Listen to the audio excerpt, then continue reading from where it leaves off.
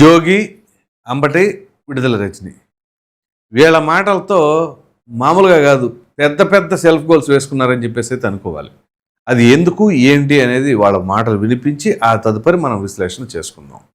So ముందుగా మాజీ మంత్రి విడుదల రజని, ఈవిడ రాజకీయ అరంగేటం తెలుగుదేశం పార్టీలో చేసిందన్న సంగతి అందరికీ తెలుసు.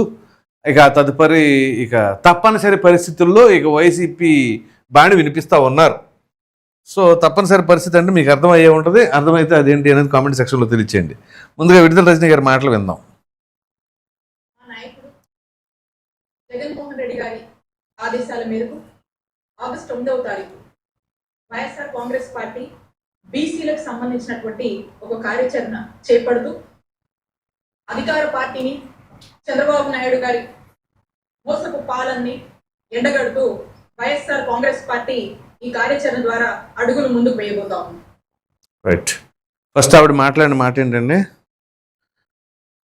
మా నాయకుడు జగన్మోహన్ రెడ్డి గారి ఆదేశాల మేరకు, ఫస్ట్ పాయింట్ బీసీలకు సంబంధించి.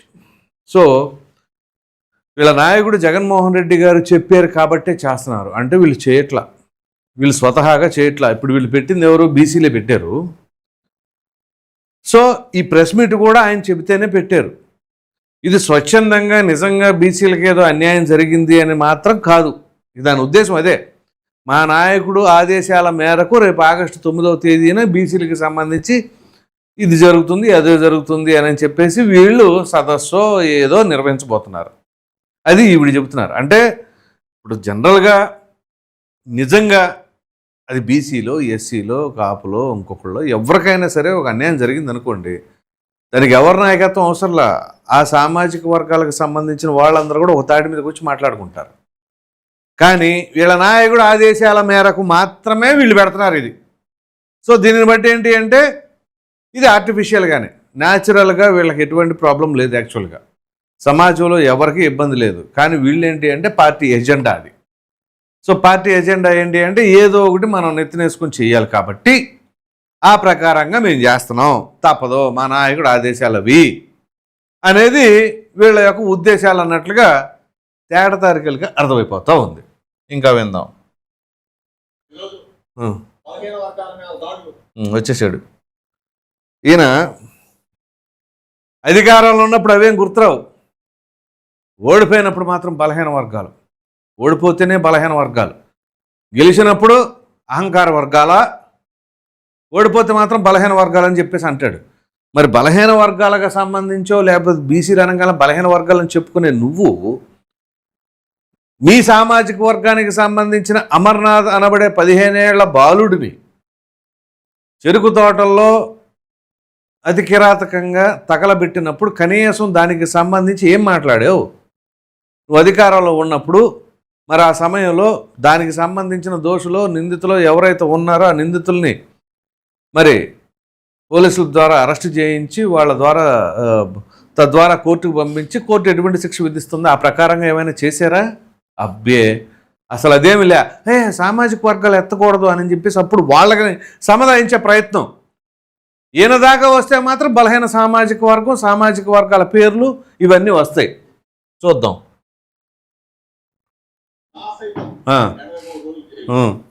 ఈయన మరి ఏమన్నా ఆంధ్రప్రదేశ్ కోసం పోరాడారా, తెలంగాణ కోసం పోరాడారా, భారతదేశం కోసం పోరాడారా? ఇక్కడ మీ మీద పెట్టిన కేసులు ఏంటి చూడండి. ఇప్పుడు ఆమెను కలిపేసుకున్నాడు ఇందులో.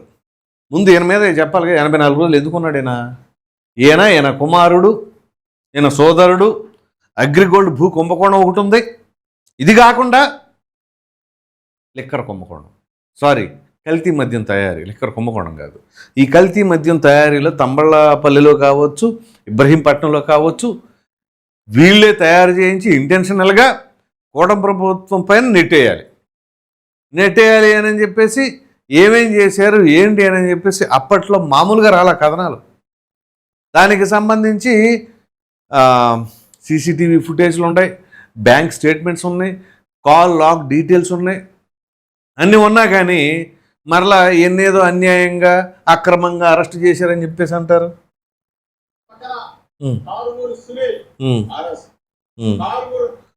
కారుమూరు సునీల్ అరెస్ట్ దేంట్లో లిక్కర్ కుంభకోణంలో.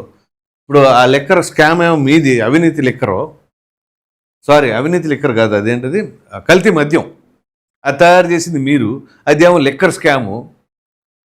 కారుమూరు సునీల్ అంటాడేంటి? దాంట్లో మొత్తం రెడ్డి సామాజిక వర్గం వాళ్ళు ఉంటారు కదా స్టార్టింగ్లో, A1 నుంచి కారుమూరు సునీల్ అనేవాడు ఎక్కడో ఉన్నాడు అక్కడ ఆ లిస్టులో. ఇక్కడ ముందుంది రెడ్డి సామాజిక వర్గం వాళ్ళే వరుస పెట్టి, అది రాజకేశ్ రెడ్డి కావచ్చు, విజయసాయి రెడ్డి కావచ్చు, ధనంజయ రెడ్డి కావచ్చు, అట్లాగే ఓఎస్డి కృష్ణమోహన్ రెడ్డి కావచ్చు, చెవిరెడ్డి భాస్కర్ రెడ్డి కావచ్చు, ఇంతమంది రెడ్లు ఉంటే మరి అప్పుడు రెడ్డి సామాజిక వర్గం మీద కక్ష అనాలి. కానీ ఇక్కడ కారుమూరు సునీల్ని తీసుకొచ్చి మాట్లాడతామంటే దీన్ని బట్టి ఏమని అర్థం చేసుకోవాలి? సో అందుకనే వీళ్ళ మాటలు, వీళ్ళ సెల్ఫ్ గోల్స్ అనేది అందుకనే.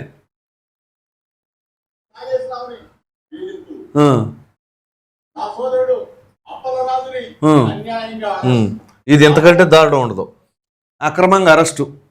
ఇప్పుడు ఆ యాక్సిడెంట్ చేశాడు కదా అప్పలరాజు కొడుకు, అప్పలరాజు కొడుకు వీళ్ళ బంధువుల్లో ఎవరో అట్లా యాక్సిడెంట్ చేసుంటే, వీళ్ళ బంధువుల్లో ఎవరైనా ఈయన కోల్పోయి ఉంటే అప్పుడు మాట్లాడతాడా అప్పలరాజు అక్రమ అరెస్ట్ అని? అప్పుడు మళ్ళీ వీళ్ళ సొంత మనిషి అయిపోతాడు కదా బాధితుడు, అప్పుడు ఆటోమేటిక్గా ప్లేట్ రివర్స్ అయిపోద్ది. ఇప్పుడు అప్పలరాజు అనే వ్యక్తి యాక్సిడెంట్ చేసింది అంటే వాళ్ళ కుమారుడు, ఆ యాక్సిడెంట్ ద్వారా ప్రాణాలు కోల్పోయిన దానయ్య, ఆయన ఏంటి? ఆయన బీసీ కదా, కట్టిక్క పేదరికంలో ఉన్నారు వాళ్ళు. అసలు అండగా నిలబడాల్సింది ఆ కుటుంబ సభ్యులకి, జీవనాధారం ఆ దానయ్యే. అతను లేకపోతే లేదు, ఇంట్లో 10 రూపాయలు లేవని ఆ మహిళ రోదన. చిన్న చిన్న పిల్లలు, వాళ్ళు చిన్నపిల్లలు అంటే జగన్మోహన్ రెడ్డి గారు చిన్నపిల్లవాడు అంటే సిదిరి అప్పలరాజు కొడుకు కాదు. వాళ్ళకేం ప్రాబ్లము? బ్రహ్మాండంగా వాళ్ళ నాన్న డాక్టరు, మాజీ మంత్రి, ఆర్థికంగా పుష్కలంగా ఉన్నారు వాళ్ళు. ఇవి కాకుండా మళ్ళీ వాళ్ళ మీద కేసులు, వీళ్ళ మీద ఏదైతే గ్యాంగ్ లీడర్ సినిమాలో చిరంజీవిని ఎత్తినేసుకున్నట్టు వీళ్ళు మళ్ళీ వేరే వ్యక్తి మీద వేసేస్తున్నారు. సో వీళ్ళ పరిస్థితి ఇవి. అసలు చిన్నపిల్లలు బీసీ సామాజిక వర్గం ఏముంది, కానీ గట్టిగా పేదరికంలో ఉన్న వాళ్ళు కూడా బీసీలే. వాళ్ళ గురించి అసలు ఎక్కడ నోరు ఎత్తరో. వీళ్ళ ఓ విధంగా చెప్పాలంటే వీళ్ళ దరిద్రం ఎలా ఉంటుందంటే, యాక్సిడెంట్ చేస్తే చేసినోడు బీసీ, బాధితుడు బీసీ. సిమిలర్గా సాయికృష్ణ కేసులో బాధితుడు సాయికృష్ణ చనిపోగానే కాపు సామాజిక వర్గం అన్నారు. తర్వాత సీఏ చూస్తే కాపు సామాజిక వర్గం, మళ్ళీ 4 కరుచుకున్నారు. వీళ్ళు అందుకని పాపం వీళ్ళ పరిస్థితి ఎట్లా ఉంటుంది అంటే, మామూలుగా ఏదో తాడును పట్టుకుంటే తాడు పామే కరిసింది అనుకోవచ్చు, వీళ్ళు పామునే పట్టుకుంటారో ఆటోమేటిక్గా అది కరిసేసిద్ది. ఇక టైం అంత ఉంది. తాడన్నా అయితే అది కొంచెం ఏమన్నా అటు ఇటుగా ఉండొచ్చు, అట్లా ఉంటుంది. చూద్దాం.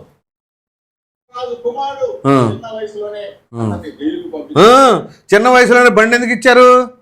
మామూలుగా నేనైతే సీరియస్గా చెప్తున్నాను, ఎవరైనా సరే ఒక మైనర్ కానీ, లైసెన్స్ లేనివాడు కానీ ఇట్లా బండి తోలితే ఇమ్మీడియట్గా వాళ్ళ పేరెంట్స్ని పిలిపిస్తాను నేను.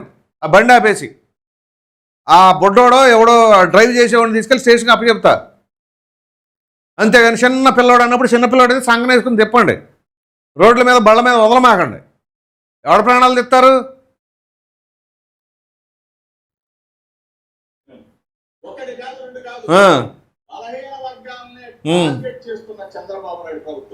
నిజమే. అట్లా టార్గెట్ చేస్తే వాళ్ళ మైక్ ముందు ఎందుకు కూర్చునేవాడు? అసలు బెయిల్ రానికుండానే వాళ్ళు కేసు మీద కేసులు పెట్టేవాళ్ళు. అతన్ని జైలుకు పంపించిన వైరం ఒకటి కాదు, 2 కాదు, బలహీన వర్గాన్ని టార్గెట్ చేస్తున్న చంద్రబాబు నాయుడు ప్రభుత్వం, కుట్రల ప్రభుత్వం, కూటమి ప్రభుత్వం కూలిపోయే రోజు అతి దగ్గరలో అని చెప్పేసి బలహీన వర్గాలు మొత్తం కూడా ఒక్క తాటి మీదకి వస్తున్నామని చెప్పేసి, బలహీన వర్గాలు అన్నీ ఒక తాటి మీద రావట్లే, మీరే వస్తున్నారు. ఇప్పుడు ఈయన, ఈవిడ, ఇంకెవరైనా ఉంటే వారు, మీ వెనకాల వచ్చేవాళ్ళు ఎవరు ఉండరు, మీరు నుంచోవటమే ఆ స్టేజ్ మీద. ఎందుకంటే మీరు ఎవరెవరిని ఎంత వేధించారు, ఎంత టార్చర్ పెట్టారు అనే సంగతి ప్రజలందరికీ తెలుసు. ఇంకా ఏంటి అంటే, అసలు మనం మాట్లాడిన మాటలు ఎట్లాంటి మాటలు, దానివల్ల ప్రజల్లో ఎటువంటి భావన కలిగింది ఏంటి అనేది ప్రజలకి క్లారిటీ ఉంది. ఎందుకంటే ఇదే జోగి రమేష్ నోటికి అద్దు అదుపు లేదు, మాజీ ముఖ్యమంత్రిగా ఉన్న చంద్రబాబు నాయుడు గారి పైన ఇంటిపైన దాడికి వెళ్ళారు. ఆ తర్వాత ఆర్ఫై జోన్లో ఇళ్ల పట్టాల పంపిణీ కార్యక్రమంలో ఎంత దారుణంగా మాట్లాడాడో అప్పుడు గుర్తులేదా? బలహీన సామాజిక వర్గం అని జోగి రమేష్ గారు ఇప్పుడు మాత్రం గుర్తొచ్చిందా? కూటమి ప్రభుత్వం కుట్రల ప్రభుత్వం అని అంటే వాళ్ళు చూస్తారు, ప్రజలు చూసుకుంటారు ఎవరి కుట్రలో ఏంటి, ఎవరేం చేశారు ఏంటి అని చెప్పేసి ప్రజలకు ఒక క్లారిటీ ఉంది. అందుకనే మీ పరిస్థితి, మీరు అసలు పోటీ చేసిన చాట మళ్ళీ పోటీ చేయలేని పరిస్థితి ఉంటుంది. ఓసారి మైలవరం, ఓసారి పేడన, ఓసారి పెనవలూరు, ఇది మన పరిస్థితి.